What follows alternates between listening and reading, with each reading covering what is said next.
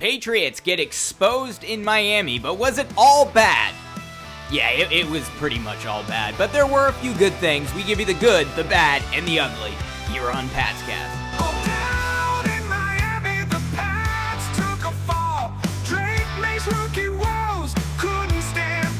Welcome to Pat's Cast. I'm Brad Whitaker. Good to be with you. Not a good day, though, to be a New England Patriots fan. They fall 34-15 in a game that they were down 31-0 at one point. Game was essentially over at halftime. They went into the locker room down 24-0. Miami gets the vast majority of their offense, scoring 24 points in the second quarter, and that was pretty much the ball game at that point. But I will start off here with a little bit of a silver lining coming out of this game, because there aren't many. This was an abysmal performance by the Patriots, but we might as well start with the good things, or the good thing, rather. And that's that this team never gives up. And I think the culture in the Patriots locker room, as bad as this team is playing and as bad as they played today, they still buy in to whatever the coaching staff is giving them, and they did not give up there in the second half, and they had it to a two-possession game at one point after that fumbled handoff that was run back for a touchdown by Christian Gonzalez. So, again, this was probably their worst game of the season, or it was looking to be that way, but the Patriots did have some life there in the second half, and you have to give credit to the coaching staff and the players for at least trying to stay engaged, not giving up on the ball game when you go into the locker room down 24-0. Patriots end up getting their 15 points there in the fourth quarter, but overall just a terrible performance, mostly for the defense, but it really started with the offense, and this looked like it was going to be one of those games where the Patriots jumped right out at the gate like they've done the last few weeks, get on the scoreboard, and show that, hey, at least we can work with the early game script that Alex Van Pelt is giving us. And it looked like they were driving down the field there in the first quarter, but penalties just killed them this entire game, and they killed them early on, and that's why the Patriots really had no shot.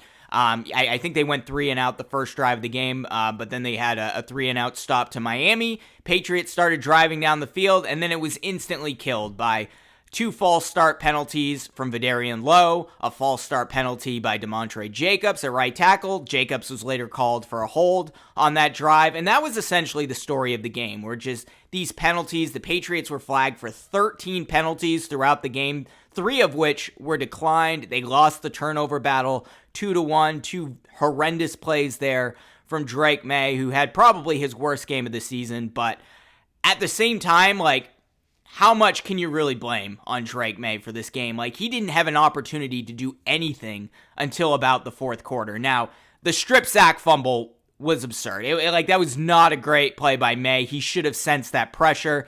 And look, I know we got the quarterback, right? We're all very happy that Drake May, we know we have the QB of the future, and it's just about building around him at this point. But we have to start being a little bit more critical with the turnovers, and not so much the interceptions, because that's going to happen. I think you can always expect him to probably throw one interception a game, at least in the early part of his career. Drake May is a risk taker, and he's going to throw picks every now and then, but there are no excuses for him constantly putting the ball on the ground, and he's put the ball on the ground in more games this season than he hasn't, and that's been the story of his career dating back to his early days at North Carolina. Drake May fumbles the ball at least every other game, and he doesn't have the experience that some of these other rookie quarterbacks have. I don't get the idea that he can sense pressure in the back of his head the way that Jaden Daniels and Caleb Williams can, so hopefully that can improve over time, but there are some real issues there with him. Sometimes he bails on the pocket too early, sometimes he does it too late, and he doesn't sense the pressure that is coming toward him, and there just needs to be better communication among the offensive line, better instincts with Drake May, because the turnovers are starting to become a real problem. And again, it's not so much the interceptions. He did have a bad interception that was a dump off when he was facing pressure there in the fourth quarter that should have just been thrown away or taken the sack, but that was a bad interception by May. But I have real trouble with the fumbles that he is generating week after week, and that needs to get better. But overall, Drake May worked with what he had.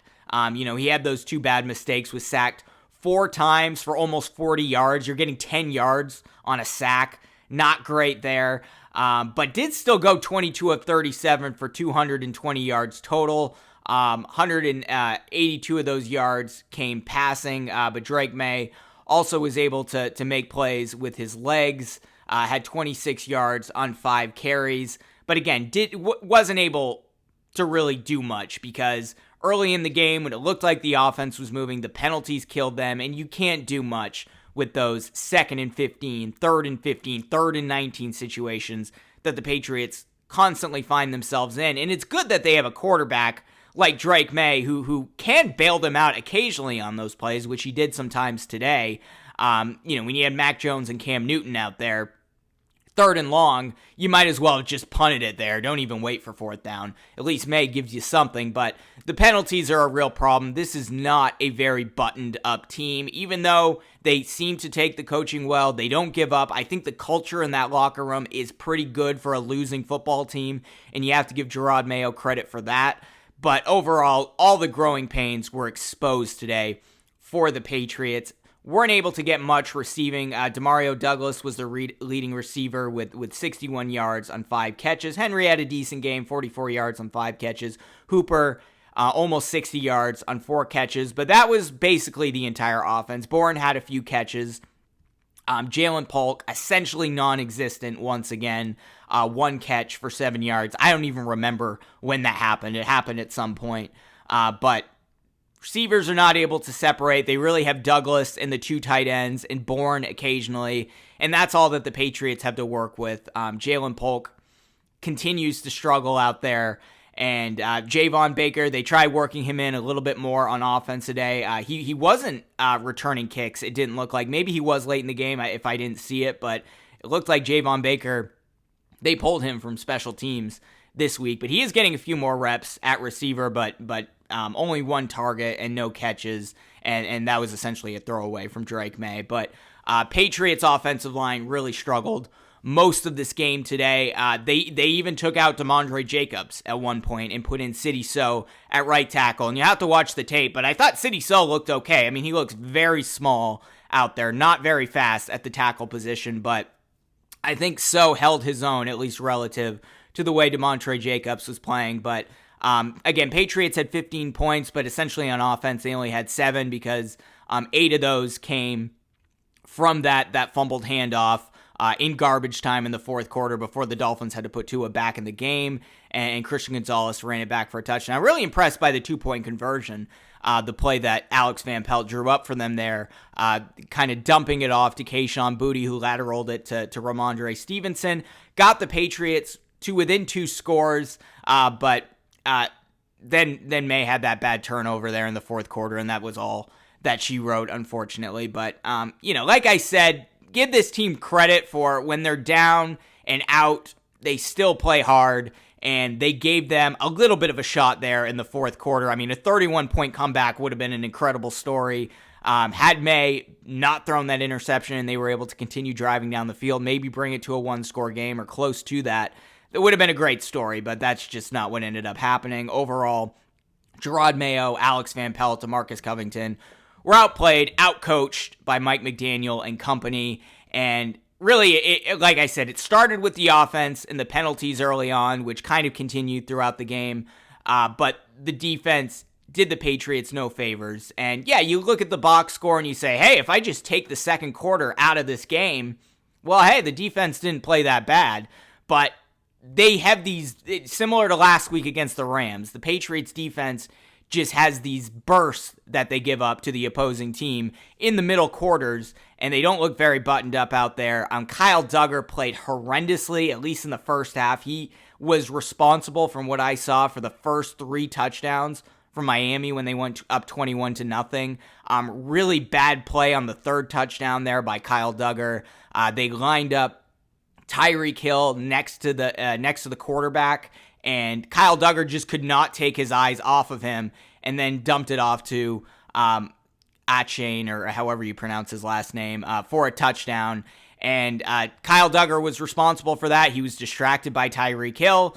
Dolphins got an easy touchdown. And there were a lot of situations like that throughout the game, not just with Kyle Duggar, but with the entire secondary as a whole. The DBs really struggled. And this is becoming a real issue with DeMarcus Covington. I know he was an outside linebackers coach at one point, but clearly he's having trouble coaching the linebackers. And the defensive backs overall have just really struggled the last few weeks. And we kind of knew what the vulnerabilities were going into this game, right? Patriots, you would expect them to put Christian Gonzalez on Tyreek Hill and at least be able to contain him as they've done in the past. And for the most part, they did that. I mean, Tyreek Hill only had 48 yards today on 5 catches, but that meant you knew Jalen Waddle was probably going to have a good game, so you needed to put Jonathan Jones, Marcus Jones, or figure something out there with that. And then there's the issue with Jonnu Smith in his revenge game against the Patriots. We know Jonnu Smith, they've really worked him into that offense the last few weeks. He's had some career games over the last few weeks for Miami, and the Patriots had no answer for him, especially in the first half. Waddle, again, 8 catches, 144 yards. Jonnu Smith, 9 catches for 87 yards. You got Christian Gonzalez, and you can contain their best receiver. I'm glad they didn't do that boundary crap that they did last week against the Rams. Had they not done that, maybe the Patriots would have won that game.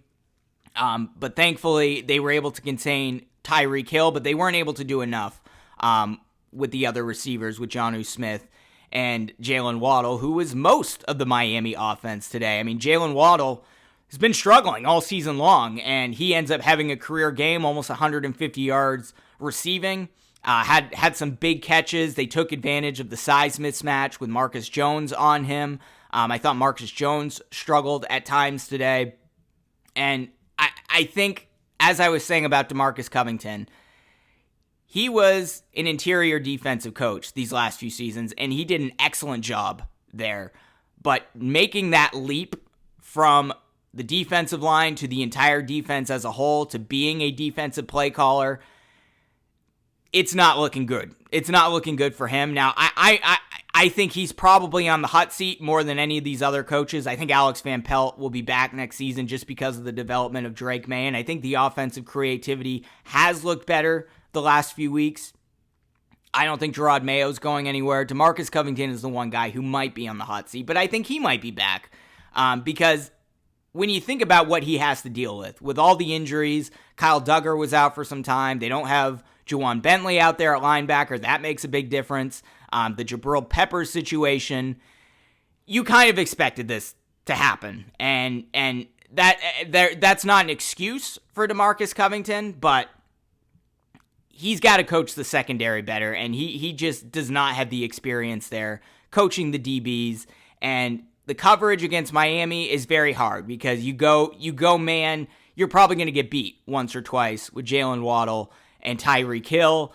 And Patriots are a good man defense team. They're not a great zone defense team. They run man about 2/3 of the time. At least that's what we've seen over the last few weeks. But when you go man against Miami, it doesn't work out very well. So you're forced to play a little bit more zone. And I think they had more of a balance there today. But the zone defense just didn't work with these guys. And you know, it sounds simple on paper. All right, we're going to put Christian Gonzalez on Tyreek Hill, at least contain him, hopefully take him out of the game, and then we double Jalen Waddle and make sure the defense, the linebackers are paying close attention. You have Mapu shadow Jonnu Smith. It sounds simple on paper, but in terms of execution, it just didn't work. And it also doesn't help that the Patriots have really struggled to generate pressure. I know they had a couple of sacks on Tua today, but overall, they're really missing having Matt Judon out there. I'm not sure Judon would make much of a difference this year. He's really taken a step back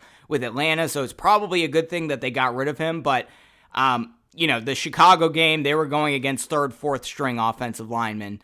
So you kind of throw out that game a little bit with the 9 sacks that they had there, and you look at the last couple of weeks, and the Patriots really haven't been able to get to the quarterback. I think they were a little bit better this week against Tua than they were against Matthew Stafford last week, but that's still an issue. Not generating pressure. The linebackers, just every disguise or every distraction or every misdirect that the offense throws at them, they bite every single time, and that leads to chunk plays. And Miami's filled with that type of stuff, with Mike McDaniel running motion on nearly every play. The defense, they're just not very buttoned up. They don't see it coming before the game. They just don't seem very prepared.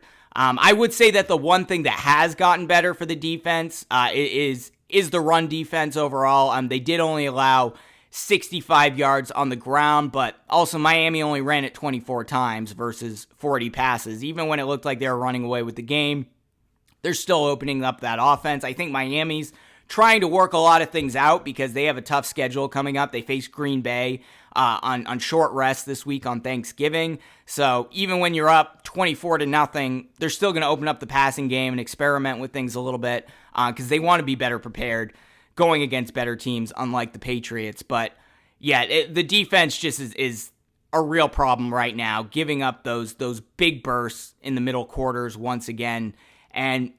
But like I said, it ultimately started with the offensive line and the penalties and allowing pressure to Drake May, who made a great play with the touchdown pass to Austin Hooper, really extending it under pressure. Hooper was wide open. Not an easy pass, even though he was wide open, because May was getting hit in kind of the scramble drill that he was running there, made some plays with his legs. But they have to depend on him to put on the cape and play hero ball all the time, and that's just not a situation you want your rookie quarterback to be in. So overall, I mean, I think this was the worst game of the season for the Patriots, maybe even worse than the San Francisco game. But like I said, they were a bit resilient there late in the game, making it a 2-possession game at one point. But overall, the turnovers, Drake May continuing to fumble the football, receivers not separating, offensive line allowing pressure. The tackles were horrendous today. Maybe we'll see City So out at right tackle next week. We'll see if that looks a little bit better. I like that move, to be honest, because I don't know if the Patriots really have a spot for City So heading into next season. I think Layden Robinson, they see him as the starting guard of the future, and then you have Cole Strange coming back, hopefully maybe as soon as next week.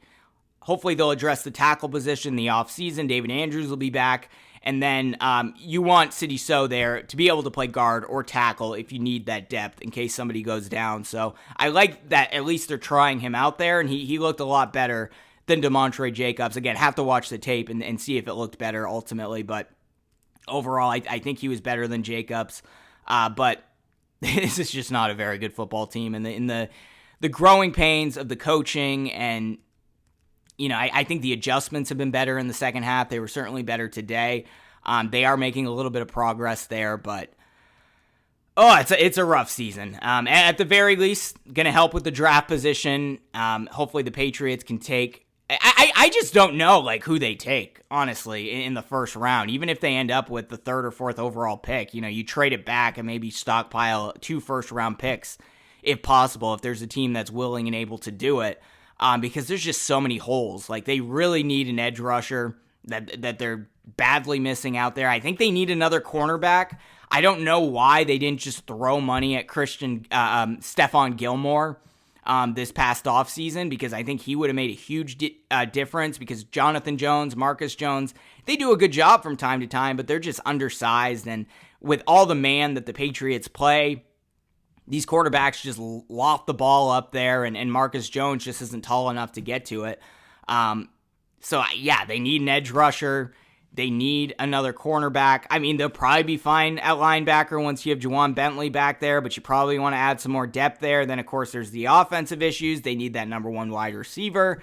Maybe they can lure a T. Higgins or trade for a DK Metcalf or A.J. Brown. That's wishful thinking. They need another tackle. They probably need 2 tackles. It's just a mess right now. But hey, at least they have the quarterback. Drake May needs to clean it up, though. Turnovers are becoming a real issue. And again, I'm not as concerned about the interceptions as I am the fumbles. The fumbles are not looking great, but hard to be encouraged by this team. But we did see the coaching statistics of first-year coaches in New England. Bill Belichick got off to a bad start. Pete Carroll got off to a bad start. Bill Parcells got off to an even worse start than those 2 coaches. And Gerard Mayo is on track to have a similar record to what Bill Belichick had his first year in New England. So you don't want to give up on it. And I do like that the culture hasn't deteriorated. The players are still playing hard, and that is the ultimate silver lining coming out of this season. But I have a feeling we're going to be back with the same coaching staff next year, and if they don't make big improvements from year 1 to year 2, we're looking at another lost season, and then you've wasted half of Drake May's rookie contract. So Elliott Wolf, he's going to have a big offseason here to turn things around for the Patriots, and Gerard Mayo, DeMarcus Covington, and Alex Van Pelt are going to have to figure out what they did wrong and begin to turn things around and learn from their mistakes. But a lot of the same mistakes the Patriots were making here in the second quarter when they gave up 24 points, went to the locker room down 24-0. Ball game right there. Really tough to see. And I know the Patriots always struggle in Miami. It's a tough place to play. I've seen them play there before and lose with Tom Brady. Brady lost more than he won on the road in Miami. It's always a difficult matchup, but hey, you're going there in late November. Like, you don't have the excuse, I'm playing in Miami in early September and it's 100 degrees with 100% humidity. You don't have that excuse. They needed to play better than they did today. So tough loss, 34-15. The Patriots lose to the Miami Dolphins. Do you see any silver linings coming out of this game? Like the one silver lining that I did, that the players don't give up? Let me know in the comments below. What do you think the Patriots need to do going forward to at least salvage the rest of the season and feel a little bit better heading into the next offseason? Let me know in the comments. And if you're watching on YouTube, be sure to smash that like button, subscribe to the channel, hit that notification bell, or subscribe if you're listening on Apple Podcasts or Spotify, and we'll see you throughout the week.